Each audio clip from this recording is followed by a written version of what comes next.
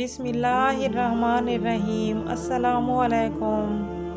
آج کی اس ویڈیو میں ہم بات کرنے والے ہیں ایک ایسے پرندے کے بارے میں جس کے بارے میں ہمیں طرح طرح کی باتیں سننے کو ملتی ہیں۔ کوئی اسے منحوس کہتا ہے تو کوئی اسے گھر میں پریشانی لانے والا پرندہ کہتا ہے۔ تو ناظرین، ہم بات کرنے والے ہیں الو کے بارے میں۔ آج ہم آپ کو الو کی پوری حقیقت بتانے والے ہیں اور یہ بھی بتائیں گے کہ یہ پرندہ ہمیشہ ویرانے میں ہی کیوں رہتا ہے، یہ پرندہ ہمیشہ اداس کیوں رہتا ہے۔ جب آپ اس کی حقیقت سنیں گے تو آپ حیران رہ جائیں گے، اس لیے اس ویڈیو کو آخر تک ضرور دیکھیے گا۔ ناظرین، آپ نے الو کو تو اپنی زندگی میں کبھی نہ کبھی تو ضرور دیکھا ہوگا۔ آپ نے یہ بھی محسوس کیا ہوگا کہ یہ پرندہ ہمیشہ اداس ہی رہتا ہے اور یہ ویرانی جگہوں پر رہنا کیوں پسند کرتا ہے۔ ناظرین، ایک مرتبہ ایک شخص حضرت امام جعفر صادق کی خدمت میں حاضر ہوا اور عرض کرنے لگا، اے امام جعفر صادق، آپ مجھے بتائیے یہ جو الو پرندہ ہے وہ ہمیشہ ویران جگہوں پر کیوں رہتا ہے۔ جب امام جعفر صادق نے یہ سنا تو فرمانے لگے کہ اے شخص، اس پرندے کو جیسا تو آج دیکھ رہا ہے یہ پرندہ ہمیشہ ایسا نہیں تھا۔ یہ پرندہ پہلے ویران جگہوں پر نہیں رہتا تھا اور نہ ہی یہ اداس رہتا تھا۔ اس کے ساتھ ایک واقعہ پیش آیا ہے، اس کے بعد سے یہ پرندہ ایسا ہو گیا ہے۔ یہ سن کر وہ شخص عرض کرنے لگا، یا حضرت، ایسا واقعہ کیا ہوا تھا اس پرندے کے ساتھ؟ تو حضرت امام جعفر صادق فرمانے لگے کہ یہ پرندہ حضرت محمد صلی اللہ علیہ وآلہ وسلم کی آل سے محبت کرنے والا ہے۔ یہ پہلے دوسرے پرندوں کی طرح خوش رہتا تھا، مگر جب سے کربلا کا واقعہ ہوا اس کے بعد سے یہ پرندہ ویران جگہوں پر رہنے لگا۔ جب اس پرندے کو پتہ چلا کہ حضرت امام حسین علیہ السلام اپنے قافلے کے ساتھ کربلا کے میدان میں رکے ہوئے ہیں تو یہ پرندہ 9 محرم کی رات کربلا کے میدان میں جا پہنچا اور جا کر حضرت امام حسین علیہ السلام سے عرض کرنے لگا، یا حسین علیہ السلام، میرے لیے کیا حکم ہے؟ تو اس پر حضرت امام حسین علیہ السلام نے فرمایا، اے پرندے، تم یہاں سے چلے جاؤ، کیونکہ کل یہاں پر حضور صلی اللہ علیہ وآلہ وسلم کی آل کے ساتھ جو ہونے والا ہے وہ تم نہیں دیکھ پاؤ گے، تم اس کو برداشت نہیں کر سکو گے۔ یہ سن کر الو بہت پریشان ہوا اور عرض کرنے لگا، یا امام حسین علیہ السلام، میں نہیں جاؤں گا۔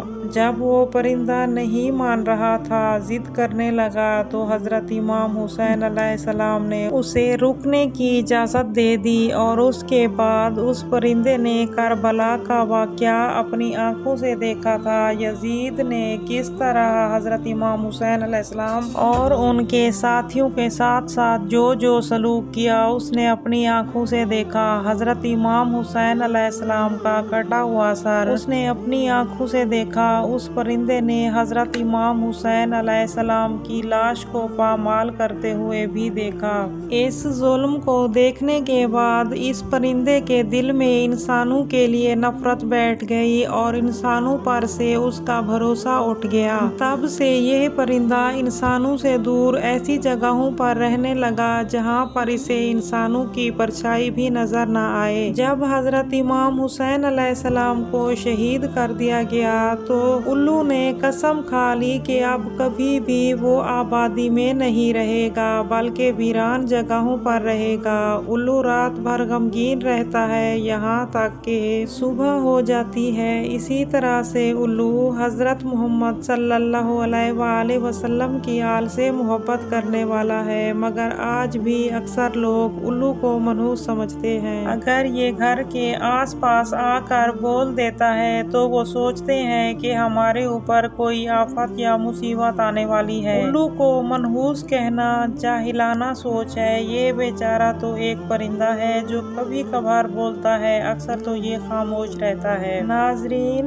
اس پرندے کے بولنے سے نہ کوئی نقصان ہوتا ہے اور نہ ہی یہ منحوس ہے۔ الو کے بارے میں کچھ हक़ाइक़ आपके सामने पेश करते हैं जिनको जानकर आपको हैरत होगी। दुनिया में तकरीबन 205 अक़साम के उल्लू पाए जाते हैं, लेकिन उनकी पूरी कौम को दो खास कबीलों में बांटा गया है, एक बरान उल्लू और दूसरा आम उल्लू। नाज़रीन, याद रहे कि चूहे, गुलहरियाँ, खरगोश और कीड़े मकोड़े वगैरह इंसान को नुकसान पहुंचाते हैं, खेतों को खराब कर देते हैं, लेकिन उल्लू इनको अपनी खुराक बनाकर करोड़ों का नुकसान होने से बचाते हैं और लोगों की मदद करते हैं। इसलिए उल्लू को किसानों का दोस्त कहा जाता है।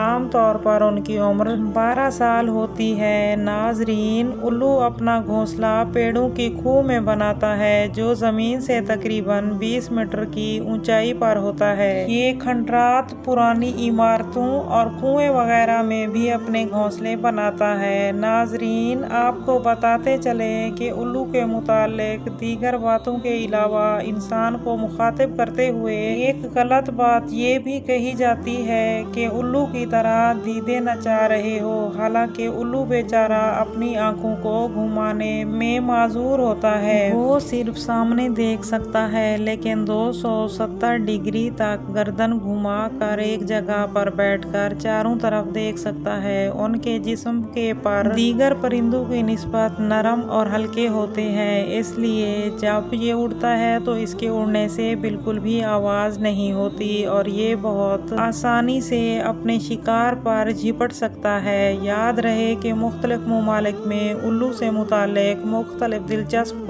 अकीदे पाए जाते हैं, जैसे तानिया में उल्लू के बोलने या उनके रोने की आवाज़ को मनहूस समझा जाता है। जनूबी अफ्रीका में उल्लू की आवाज़ को मौत की अलामत समझा जाता है। कनाडा में 3 रात लगातार उल्लू के बोलने पर खानदान में किसी की मौत समझी जाती है। अमेरिका के जनूबी और मगरबी हिस्सों में उल्लू का देखा जाना मनहूस समझा जाता है। चीन में उल्लू के मुतालिक ये कहा जाता है कि उल्लू के दिखाई देने पर पड़ोसी की मौत की अलामत है। ईरान में उल्लू की अच्छी आवाज़ को खुशी की अलामत मानते हैं। रोम में इसकी आवाज़ बुरी मानी जाती है। तुर्की में भी उल्लू की आवाज़ को मनहूसी समझा जाता है। हिंदुस्तान में घरों पर बैठकर उल्लू का बोलना अच्छा नहीं समझा जाता, लेकिन दिवाली में घरों में खुशहाली लाने के लिए, जादू मंतर करने और सेहत याबी के लिए उल्लू की बलि चढ़ाई जाती है, यानी कुर्बानी दी जाती है। ये थी हमारी आज की वीडियो। अगर वीडियो अच्छी लगे तो वीडियो को लाइक कर दीजिए और आइंदा ऐसी मालूमाती इस्लामिक वीडियोस देखने के लिए चैनल को सब्सक्राइब कर लें। मिलते हैं अगली वीडियो में, तब तक के लिए अल्लाह हाफिज।